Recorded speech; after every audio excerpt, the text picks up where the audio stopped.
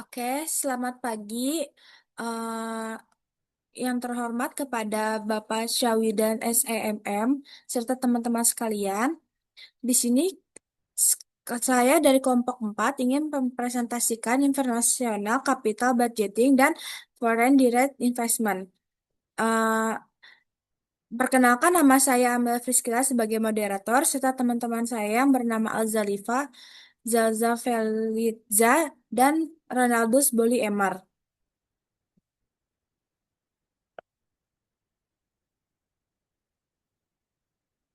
Di sini materi presentasinya itu yang pertama ada international budgeting, yang kedua ada analisa pengaruh fluktuasi kurs terhadap foreign direct investment, yang ketiga tuh nanti ada soal latihannya.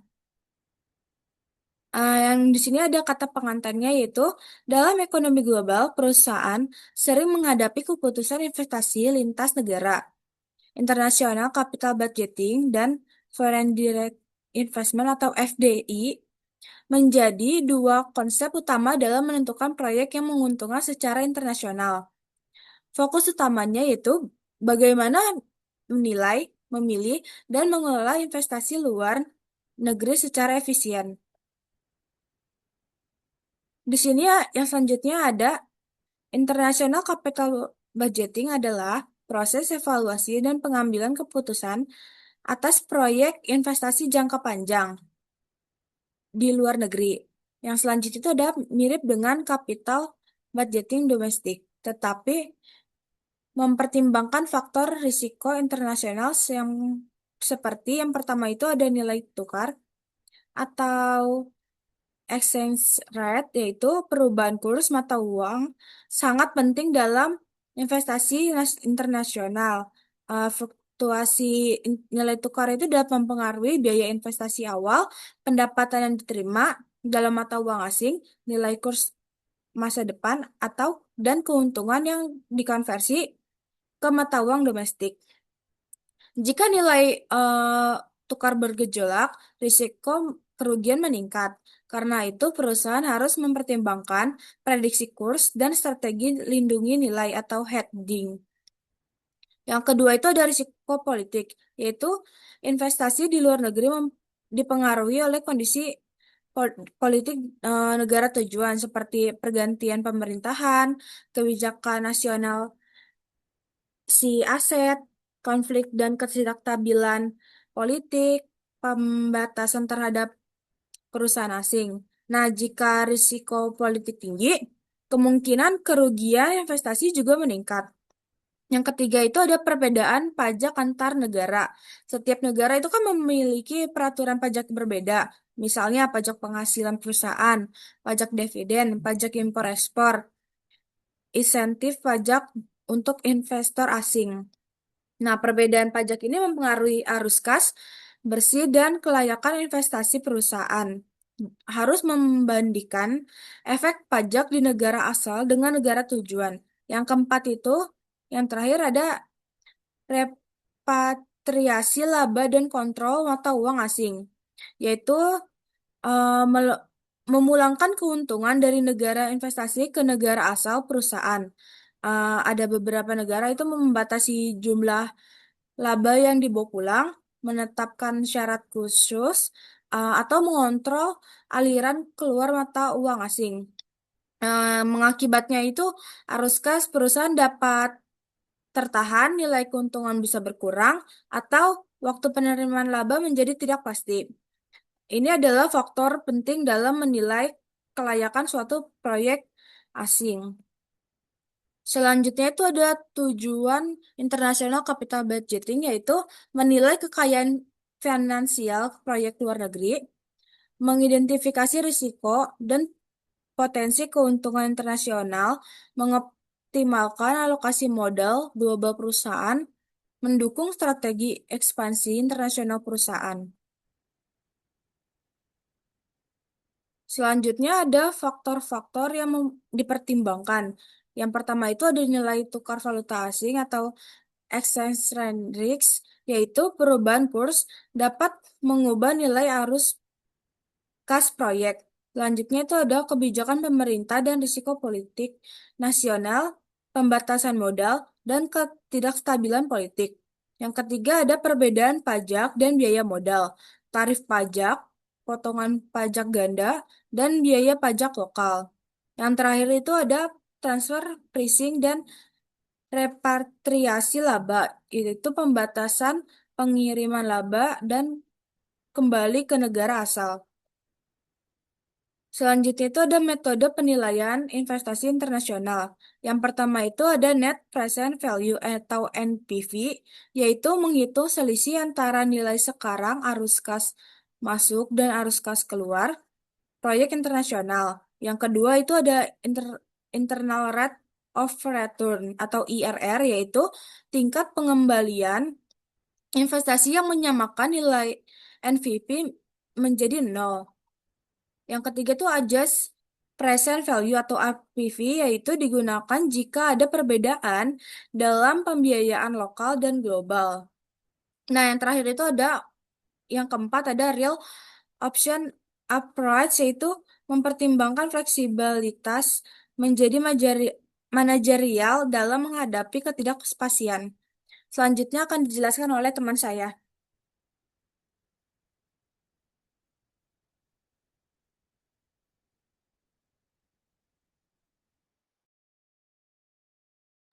Baik, selanjutnya saya akan menjelaskan mengenai pengertian Foreign Direct Investment atau FDI.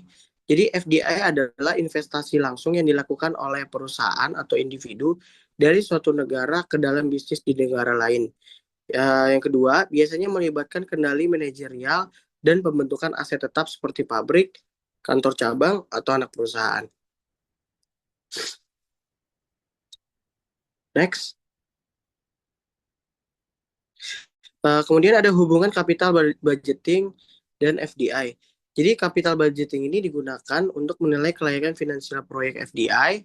Kemudian FDI merupakan hasil dari keputusan capital budgeting internasional. Contohnya perusahaan Jepang melakukan NPV analisis sebelum membuka pabrik di Indonesia. Next. Kemudian apa sih dampak ekonomi dari FDI ini? Jadi bagi negara penerima, dia itu dapat meningkatkan lapangan pekerjaan. Yang kedua, transfer teknologi dan keahlian. Yang ketiga, meningkatkan pendapatan pajak. Kemudian bagi negara asal, yang pertama ada meningkatkan ekspor barang modal, diversifikasi risiko bisnis, dan memperkuat posisi global perusahaan. Next.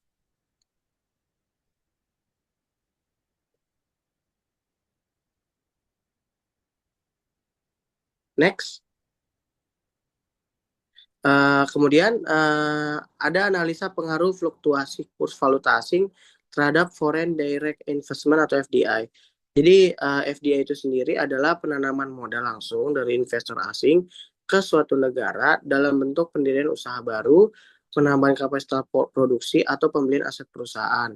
Salah satu faktor makroekonomi penting yang mempengaruhi FDI adalah fluktuasi kurs valuta asing atau exchange rate fluctuation.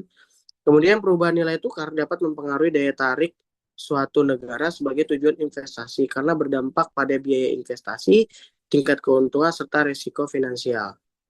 Selanjutnya, apa sih konsep dasar dari kurs dan FDI? Satu, pertama mekanisme pengaruh fluktuasi kurs terhadap FDI. Yang pertama, efek terhadap biaya investasi, depresiasi mata uang negara tujuan, aset dan biaya produksi menjadi lebih murah bagi investor asing. Yang kemudian FDI cenderung meningkat. Kemudian apresiasi mata uang negara tujuan, biaya investasi menjadi lebih mahal, FDI cenderung menurun. Apa efek terhadap keuntungan investor? Pendapatan FDI dikonversi kembali ke mata uang negara asal investor. Mata uang negara tujuan melemah, keuntungan dalam mata uang investor menurun. Kemudian jika mata uang negara tujuan stabil atau menguat, keuntungan lebih terjamin. Stabilitas kurs menjadi faktor penting dibanding sekadar nilai nominal. Next. Mekanisme pengaruh fluktuasi kurs terhadap FDI, ada risiko nilai tukar, fluktuasi tinggi meningkatkan ketidakpastian sehingga investor menghadapi risiko exchange rate risk, Kemudian investor cenderung menahan ekspansi modal. Ketiga, negara dengan volatilitas kurs tinggi dianggap kurang atraktif. Yang keempat, ada pengaruh terhadap ekspor dan basis produksi. Bila negara tujuan FDI berorientasi ekspor, depresiasi kurs, produk lebih kompetitif di pasar global, menarik investor. Jika apresiasi kurs, produk lebih mahal, potensi penurunan minat FDI. Next. Kemudian ada studi teoritis dan model ekonomi.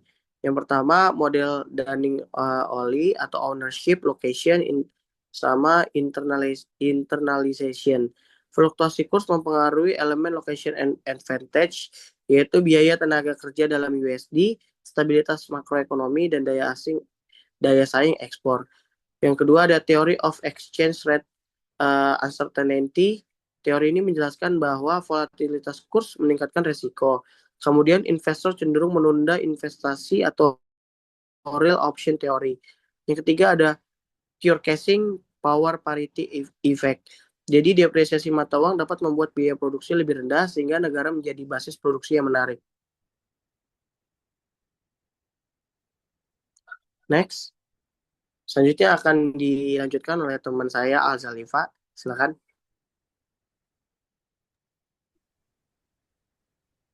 Oke, selanjutnya itu ada dampak makroekonomi. Yang pertama, dampak positif jika kurs stabil, itu ada peningkatan arus masuk modal, ekspansi industri padat modal, transfer teknologi dan manajemen, dan yang terakhir peningkatan lapangan kerja.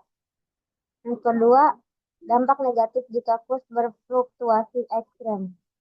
Yang pertama itu pengurangan investasi baru, penundaan proyek besar, capital flight atau repatriasi lebih cepat, dan peningkatan biaya hedging perusahaan multinasional.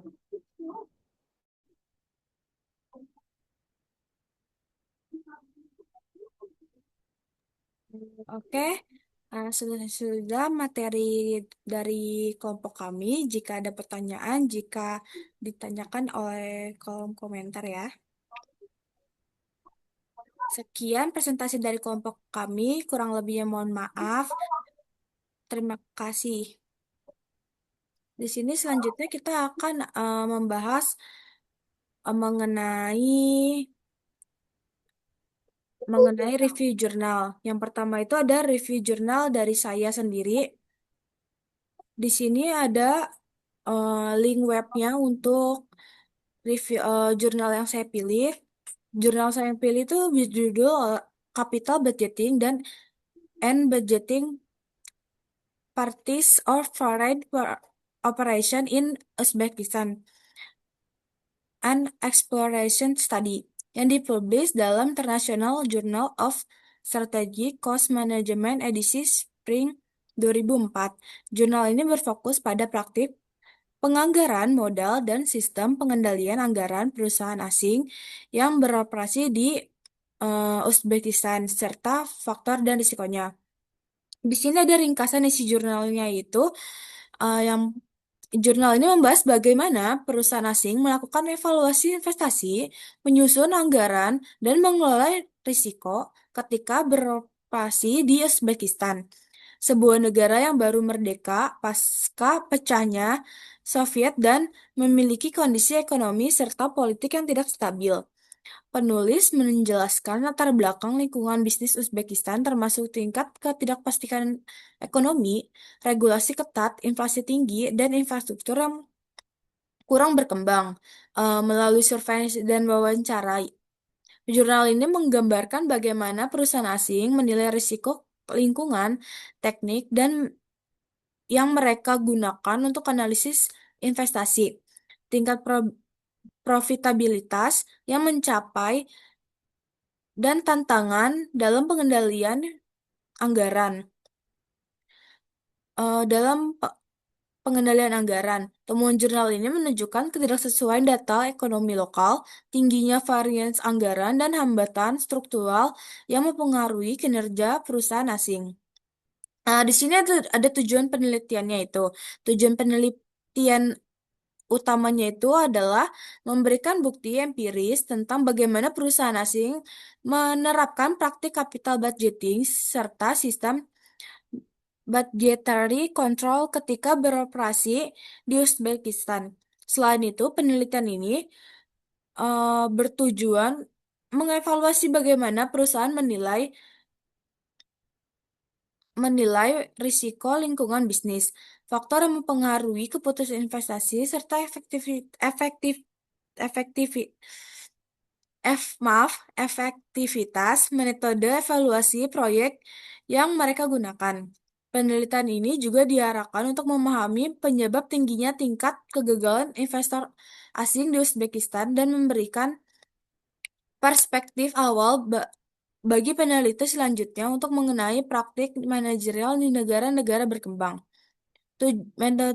Metodologi penelitian ini menggunakan pendekatan tri- triangulasi data, yaitu pengumpulan data melalui kuesioner, wawancara, dan analisis dokumen sebanyak 90 perusahaan dengan kepemilikan asing di Tansket dipilih secara asak. Dengan tingkat respon 40%, 36 kuesioner kembali. Selain survei, wawancara dilakukan dengan manajer senior di National Bank of Uzbekistan dan sebuah bank asing besar memperoleh perspektif dalam mengenai kondisi keuangan dan risiko makro di Uzbekistan. Data yang diperoleh mencakup informasi tentang karakteristik perusahaan, teknik evaluasi investasi, metode analisis risiko, profitabilitas proyek, dan sistem pengendalian anggaran. Di sini ada hasil dan temuan utamanya. Hasil penelitian menunjukkan bahwa mayoritas perusahaan asing menghadapi kesulitan dalam capital budgeting karena data ekonomi.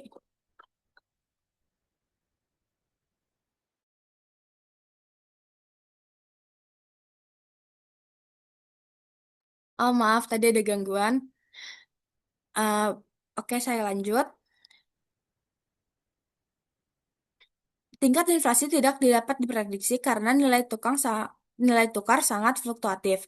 Teknik payback period menjadi metode paling populer, yaitu sebesar 63,9% karena dianggap paling sederhana di tengah ketidakpastian tinggi, sedangkan metode seperti NPV sulit digunakan karena data diskonto tidak dapat diandalkan. Dalam hal risiko, hampir semua perusahaan menilai risiko ekonomi sebagai yang paling dominan, disusul risiko politik dan infrastruktur yang buruk. Sebagian besar perusahaan mengalami varians anggaran yang tidak menguntungkan, terutama pada pengeluaran darurat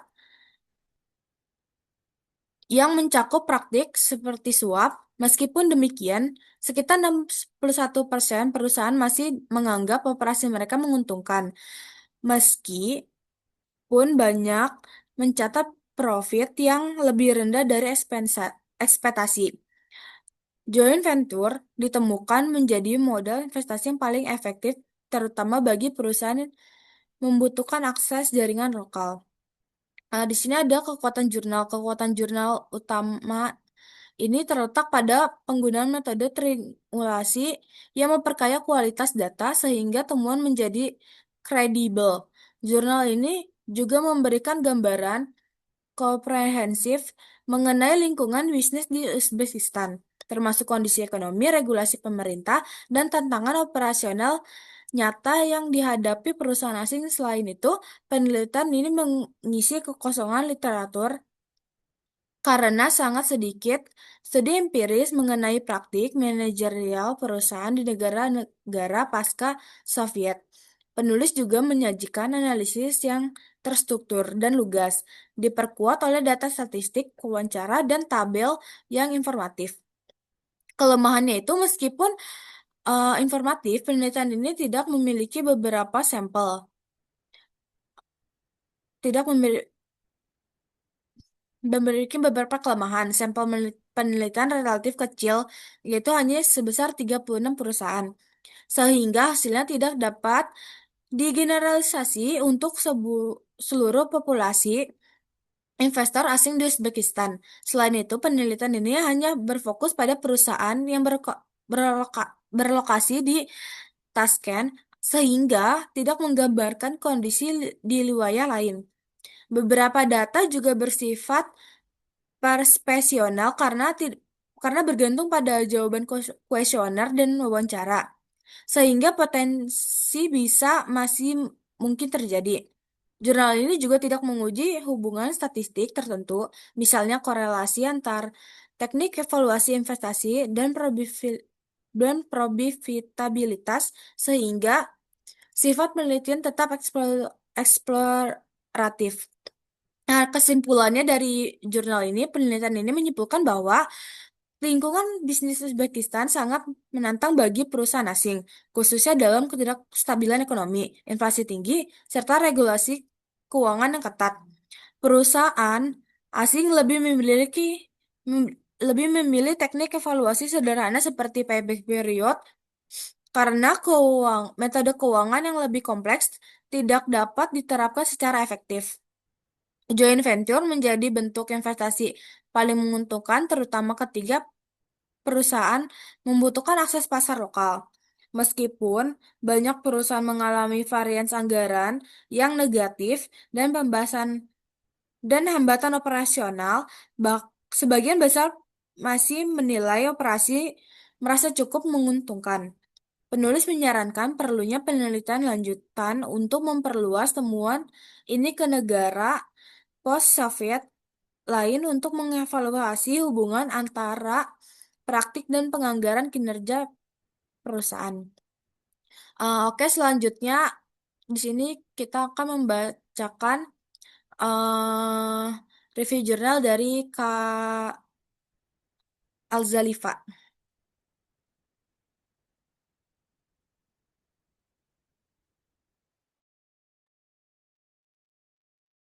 Oke, baik. Jurnal yang saya ambil itu adalah International Capital Budgeting, Field Operation Option and Exercise. Ditulis oleh Buckley, Jurnal Managerial Finance, Emerald Publishing, tahun 1996. Langsung saja ke abstraknya. Artikel ini internasional atau International Capital Budgeting memerlukan pendekatan analisis yang lebih kompleks dibanding investasi domestik. Buckley menyorot bahwa metode tradisional seperti Net Present Value atau NPV seringkali tidak mampu menggambarkan ketidakpastian yang melekat pada proyek Foreign Direct Investment atau FDI, terutama karena adanya faktor risiko tambahan seperti fluktuasi nilai tukar, risiko politik, serta perubahan kondisi pasar luar negeri yang tidak mudah diprediksi. Dalam lingkungan yang penuh ketidakpastian tersebut, perusahaan multinasional membutuhkan metode penilaian yang mampu menangkap fleksibilitas manajerial dalam mengelola proyek. Oleh karena itu, penelitian ini menawarkan pendekatan real options sebagai kerangka yang lebih komprehensif. Pendekatan tersebut memungkinkan nilai proyek yang tidak hanya berfokus pada haruskah saat ini, tetapi juga memperhitungkan nilai dari pilihan strategi seperti mudah, perluas, mengurangi, atau menghentikan investasi. Artikel ini menyimpulkan bahwa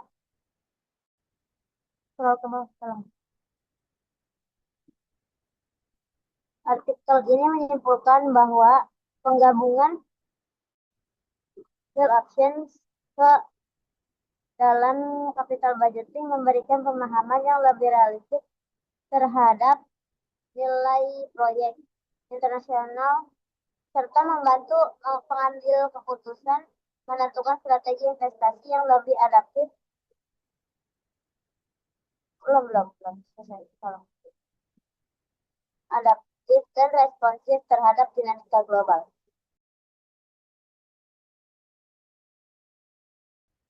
Oke, selanjutnya metodologi penelitian. Penelitian yang dilakukan Buckley bersifat konseptual dan teoritis. Tidak ada penggunaan data empiris atau pengujian statistik. karena fokus artikel adalah membangun kerangka analitis baru dalam proses penilaian investasi internasional. Metodologi penelitian ini dimulai dengan analisis mendalam terhadap literatur capital budgeting tradisional serta tinjauan kritis mengenai keterbatasannya dalam konteks investasi internasional yang syarat ketidakpastian. Setelah mengidentifikasi kekurangan pendekatan konvensional, Buckley mengembangkan model konseptual yang mengintegrasikan teori real options ke dalam keputusan FDI. Proses pengembangan model dilakukan melalui eksperimentasi logik, analisis komparatif, serta pemetaan hubungan antara risiko internasional, fleksibilitas manajerial, dan nilai ekonomi proyek investasi. Dengan demikian, artikel ini bertujuan bukan untuk menguji data, tetapi untuk memperkaya fondasi teoritis yang dapat digunakan dalam pengambilan keputusan investasi global. Next.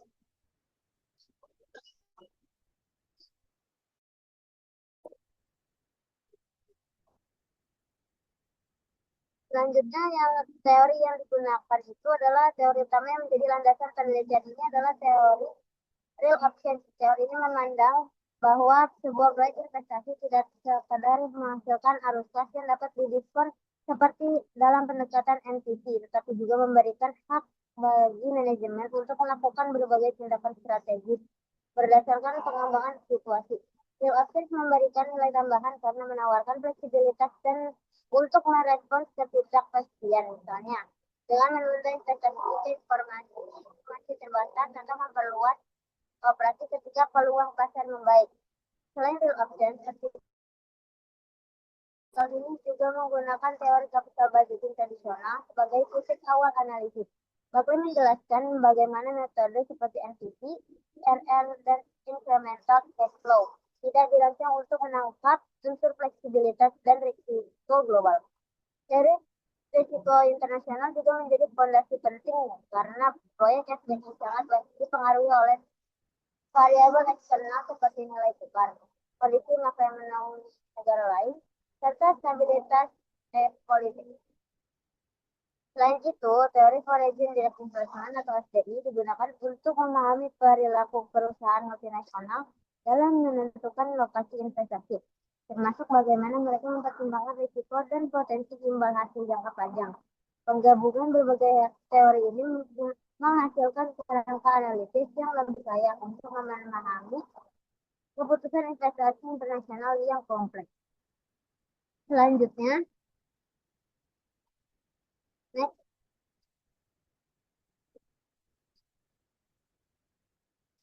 Selanjutnya ada hasil penelitian. Hasil penelitian menunjukkan bahwa metode capital budgeting tradisional tidak memadai untuk digunakan dalam konteks investasi internasional yang penuh ketidakpastian.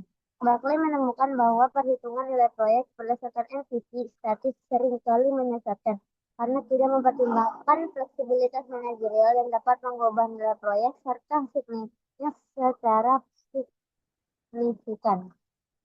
Misalnya, perusahaan dapat menunda investasi sampai kondisi pasar menjadi lebih stabil atau memperluas operasi jika permintaan meningkat. Dengan pendekatan real options, keputusan FDI dapat dinilai secara lebih realistis dan strategis. Penulis menunjukkan bahwa keputusan FDI pada dasarnya memiliki karakteristik seperti opsi keuangan. Perusahaan memiliki hak namun tidak berkewajiban untuk melakukan proyek, dan hak ini memiliki nilai ekonomi tersendiri. Integritas relatif membantu perusahaan menghitung nilai dari fleksibilitas tersebut sehingga menghasilkan keputusan yang lebih optimal. Selain itu, penelitian ini juga menyoroti bahwa perusahaan multinasional yang beroperasi di pasar global sangat membutuhkan pendekatan yang mampu merespons perubahan cepat dalam kondisi ekonomi dan politik. Hasil penelitian ini memberikan implikasi bahwa pemerintah negara tujuan FDI harus meningkatkan stabilitas ekonomi dan politik agar nilai opsi investor meningkat. sehingga mendorong masuknya investasi asing. Secara keseluruhan, artikel ini menyimpulkan bahwa pendekatan real options adalah alat analisis yang lebih unggul dibanding metode tradisional dalam mengevaluasi proyek FDI.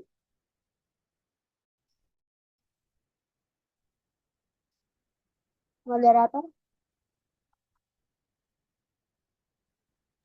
Oke, selanjutnya sudah ya? saya akan mm, memberikan review jurnal dari Bang Ronald sebentar ya. Oke, oke, boleh selanjutnya Bang Ronald. Oke, baiknya selanjutnya saya akan membacakan review jurnal saya mengenai Cost of Capital in Capital Budgeting for Foreign Direct Investment dari MT Stanley di 1990. Untuk abstraknya sendiri, artikel ini ditulis oleh MT Stanley membahas permasalahan fundamental dalam penilaian proyek Foreign Direct Investment atau FDI, yaitu bagaimana menentukan cost of capital yang tepat proyek internasional. Dalam abstraknya, Stanley menekankan bahwa perusahaan multinasional sering menghadapi ketidakpastian lebih besar ketika beroperasi di negara lain, sehingga pendekatan tradisional yang digunakan dalam capital budgeting domestik tidak selalu cocok diterapkan pada proyek internasional. Ia menjelaskan bahwa risiko nilai tukar, risiko politik, perbedaan struktur pasar keuangan, serta variasi tingkat inflasi antar negara dapat menghasilkan bias dalam pengambilan keputusan investasi apabila cost of capital tidak dihitung secara tepat.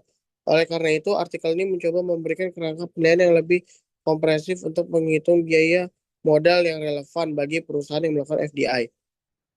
Kemudian untuk metode penelitiannya dari sisi metodologi, penelitian ini menggunakan pendekatan analisis konseptual dan komparatif yang umum dalam riset keuangan internasional pada era 1990-an.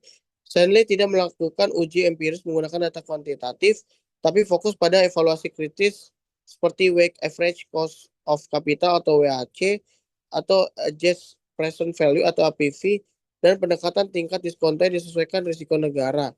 Metodologi yang digunakan berupa penguraian langkah-langkah perhitungan cost of capital dan simulasi situasi hipotesis untuk menunjukkan bagaimana risiko negara dan risiko nilai tukar mempengaruhi output perhitungan. Dengan metode ini, Stanley berusaha memperlihatkan kelemahan asumsi-asumsi yang digunakan dalam capital budgeting domestik, serta bagaimana metode tersebut dapat menghasilkan keputusan investasi yang bias jika diterapkan dalam proyek FDI tanpa modifikasi yang tepat. Untuk teori utama yang menjadi dasar artikel ini adalah teori internasional capital budgeting yang menggabungkan konsep tingkat pengembalian yang disyaratkan atau required rate of return, teori premi risiko negara atau country risk premium, dan teori paritas suku bunga serta paritas daya beli atau PPP dan IRP. Stanley menggunakan kerangka WACC tradisional, tetapi ia memperluasnya dengan memasukkan komponen risiko tambahan yang hanya muncul dalam proyek lintas negara. Selain itu, artikel ini juga menggunakan teori APV yang memisahkan nilai dasar proyek dari manfaat pendanaan seperti subsidi pajak, perbedaan struktur utang, dan perlindungan fiskal di negara tujuan. Ia meninjau literatur terkait risiko negara, mekanisme kontrol modal, volatilitas nilai tukar, dan teori pasar modal internasional untuk menunjukkan bahwa cost of capital untuk FDI tidak bisa dianggap homogen atau dengan proyek domestik. Kombinasi teori risiko keuangan dan teori ekonomi internasional inilah yang membuat artikel ini kuat secara akademik karena memberikan fondasi yang komprehensif dalam menjelaskan penyesuaian yang diperlukan dalam penilaian investasi internasional. Untuk hasil penelitian ini menunjukkan bahwa penggunaan WACC domestik tanpa penyesuaian dapat menyebabkan perusahaan multinasional membuat keputusan investasi yang keliru, terutama ketika proyek berada di negara dengan risiko politik tinggi atau volatilitas nilai tukar yang tidak stabil. Stanley menekankan bahwa country risk premium harus dimasukkan ke dalam perhitungan biaya modal melalui penambahan premi risiko politik maupun risiko perhitungan biaya modal melalui penambahan premi politik maupun risiko makroekonomi.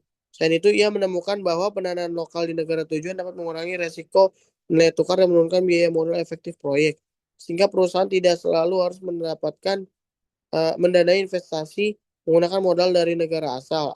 Artikel ini juga menyimpulkan bahwa pendekatan APV lebih fleksibel dan lebih akurat daripada WACC dalam konteks FDI. Karena APV dapat menangkap manfaat dari risiko tambahan yang muncul dalam pembiayaan internasional. Secara keseluruhan, Stanley menegaskan bahwa perhitungan cost of capital yang tepat sangat penting karena kesalahan dalam estimasi dapat membuat perusahaan menolak proyek yang sebenarnya menguntungkan atau menerima proyek yang terlalu berisiko. Sekian dan terima kasih dari hasil review jurnal saya. Lanjut ke moderator.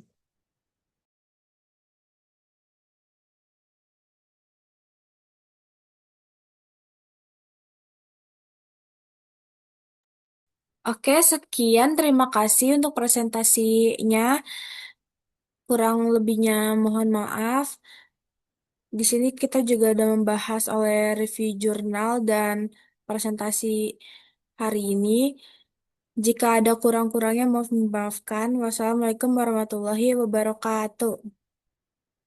Waalaikumsalam warahmatullahi wabarakatuh.